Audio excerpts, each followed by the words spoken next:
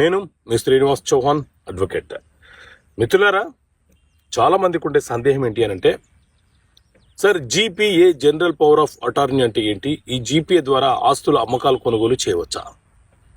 మిత్రులారా, general power of attorney అనే అంశం గురించి అటార్నీ అనే చట్టంలో పేర్కొన్నారు. అలాగే రిజిస్ట్రేషన్ యాక్ట్ 1908 సెక్షన్ 33లో కూడా ఈ general power of attorney GPA గురించి ప్రస్తావన చేయడం జరిగింది.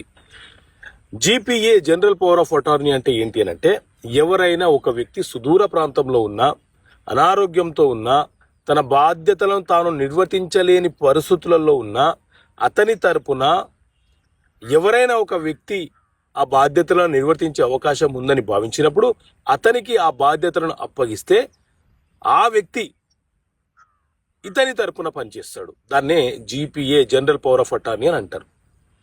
సో ఈ రకంగా జీపీఏ తీసుకున్న వ్యక్తి, ఎవరైతే జీపీఏ ఇచ్చారో ఆ వ్యక్తి బ్రతికి ఉన్నన్ని రోజులు లేదా జీపీఏ ఇచ్చిన వ్యక్తి రద్దు చేసేంత వరకు తీసుకున్న వ్యక్తి తన బాధ్యతలను నిర్వర్తించవచ్చు, అమ్మకాలు కొనుగోలు చేయవచ్చు, లేదా ఇతని తరపున న్యాయస్థానంలో కేసు ఫైల్ చేయవచ్చు.